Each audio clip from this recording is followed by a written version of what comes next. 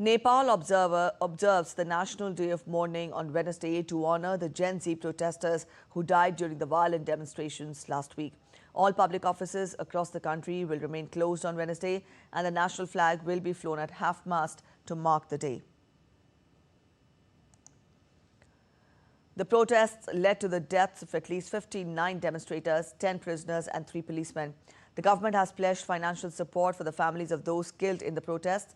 Each bereaved family will receive 1 million Nepali rupees as compensation and an additional 500,000 Nepali rupees to cover other expenses.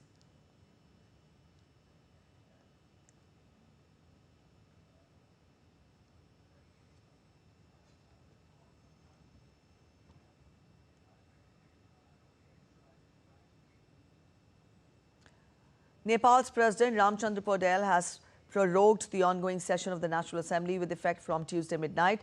The session was ended on the recommendation of the Council of Ministers in accordance with Article 932 of the Constitution of Nepal. Meanwhile, in response to the country's challenging fiscal situation, the government has decided to cut meeting allowances for civil servants and reduce staff positions by up to 20%. All national-level workshops, seminars, trainings and interaction programs will now be held in government venues to promote cost efficiency. The secretaries of various departments also pledged to cooperate with the government bid to hold a free and fair election to the House of Representatives on the slated date, that is March 5th. Our correspondent Shweta Singh joins us from Kathmandu. Shweta, we've given a broad outline of how Nepal is trying to, come back to normalcy. But then, given the ground situation, to begin with, tell us what are you witnessing there on the ground? We think, see, as the most government buildings burnt, government accommodation of all the ministers were completely torched. So now various infrastructure departments, the existing department is taking care of assessing the loss. After the loss is assessed, only then reconstruction can start. So you see, when you move across the valley, you will see all torched building giving witness to the 8th and 9th September protest, how people died, and the ugliness of the event comes out.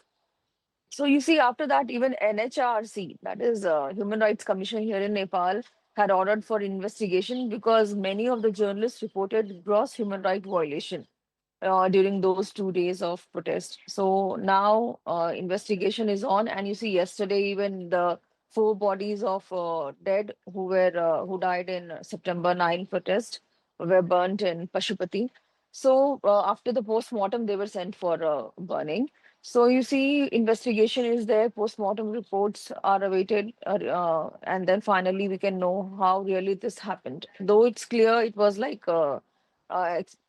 extra attempt from side of police that started targeting Gen Z protesters who were trying to climb the wall of assembly. But it was a very sad situation, and reports we are waiting for here. And you see, today's public holiday, not only today, but from last 4 5 days, I'm seeing in most of the Bahal and Chowk. Bahal is a place where people gather here in Nepali word. So people are gathering there, singing national anthem in the evening, making national flag on the floor with red and blue abir, and then lighting candles for peace of the people who died on 8th and 9th.